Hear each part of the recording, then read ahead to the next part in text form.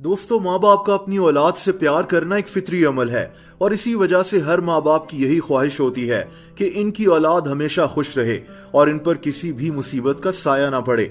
आज की ये कहानी एक ऐसे ही शख्स के बारे में है जिसने लगातार 24 साल का अरसा अपने गुमशुदा बेटे को तलाश करने में गुजार दिया। इस शख्स का नाम गौ गांगतांग है और इसका ताल्लुक चाइना के सूबे शेंडोंग से है। ये कहानी आज से 24 साल पहले शुरू होती है। 1997 में इसका 2 साला बेटा घर के बाहर खेल रहा था, तभी एक नामालूम औरत ने इसे अगवा कर लिया और ना जाने वो औरत इस मासूम बच्चे को लेकर कहां गायब हो गई। कुछ देर के बाद जब ये बच्चा घर वापस नहीं लौटा तो इसका बाप इसे लेने के लिए खुद घर से बाहर आया। इसने घर के सामने खेलते बच्चों से अपने बेटे के बारे में पूछा कि इसका बेटा कहाँ है। तभी एक बच्चे ने बताया कि इसने इसके बेटे को एक औरत के साथ जाते देखा है। गौ ने पूरा इलाका छान मारा मगर इसके बेटे का कुछ पता नहीं चला। फिर इसने पुलिस को अपने बेटे के अगवा हो जाने के बारे में इतला दी, जिस पर पुलिस ने भी इस इलाके का चप्पा चप्पा छान मारा मगर इसका बेटा नहीं मिल सका।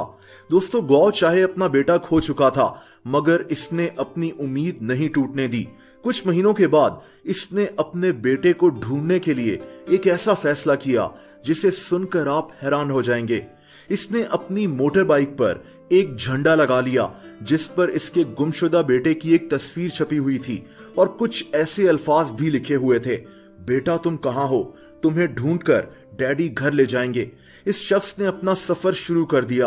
गौ एक शहर से दूसरे शहर अपने बेटे की तलाश में अपनी मोटर बाइक लिए फिरता रहा। आहिस्ता आहिस्ता ये शख्स पूरे चाइना में मशहूर होता चला गया। दोस्तों, गौ का सफर सालों साल जारी रहा मगर फिर भी इसका बेटा इससे नहीं मिल सका। इसकी अपने बेटे से मोहब्बत को देखकर पुलिस ने इसका डीएनए सैंपल ले लिया और पूरे चाइना की पुलिस डिपार्टमेंट्स तक पहुंचा दिया ताकि कभी भी पुलिस को कोई सुराग मिले तो इसके डीएनए सैंपल की मदद से इसके बेटे को पहचाना जा सके। इसी अरसे में गौ एक क्लब का मेंबर भी बन गया जो गुमशुदा बच्चों को अपनी मदद आपके तहत ढूंढते थे। गौ ने अपने इस सफर में 7 ऐसे बच्चों को ढूंढकर उनके माँ बाप से मिलवा दिया जो किसी न किसी तरह गुम हो चुके थे, लेकिन इसका अपना बेटा अभी भी इसे नहीं मिला था। दोस्तों, गौ ने अपने 24 साल के सफर में 10 मोटर बाइक्स इस्तेमाल की, यानी जब भी इसकी मोटर बाइक्स खराब होती तो इससे अपना सफर जारी रखने के लिए एक नई मोटर बाइक खरीदनी पड़ती। इस शख्स ने अपने बेटे को तलाश करने के लिए बहुत सी तकलीफें बर्दाश्त की हैं। इसका रोड पर सफर करते हुए बहुत बार एक्सीडेंट हुआ, इसके जिस्म की बहुत सी हड्डियां भी टूटी मगर इसने हार नहीं मानी।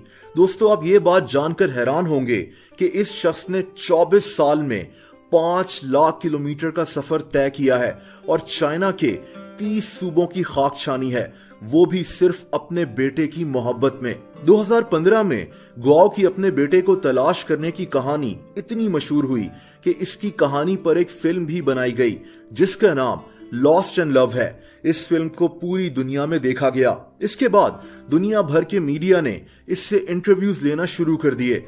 इसकी बढ़ती हुई शोहरत ने चाइना की पुलिस पर भी दबाव बढ़ा दिया था। दोस्तों, पूरे चाइना में ऐसे लोगों पर नजर रखी जाने लगी जो बच्चों को अगवा करते हैं। एक रोज हिनान सूबे की पुलिस ने एक किडनैपर जोड़े को गिरफ्तार किया। इनसे सख्त तफ्तीश की गई जिस पर इन्होंने अपने सारे जुर्म कबूल करना शुरू कर दिए। इन्होंने पुलिस को उन सब बच्चों के बारे में बता दिया जिनको इन्होंने अगवा करने के बाद बेच दिया था। पुलिस ने इन सब बच्चों को तलाश करना शुरू कर दिया ताकि इन गुमशुदा बच्चों को इनके असल माँ बाप से मिलवाया जाए।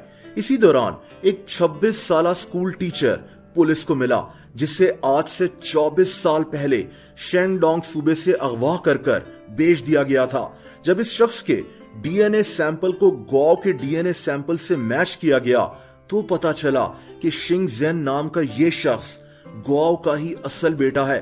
तब पुलिस ने इसे इसके बाप के बारे में बताया कि पिछले 24 साल से तुम्हारा बाप दिन रात तुम्हें पूरे चाइना में तलाश कर रहा है।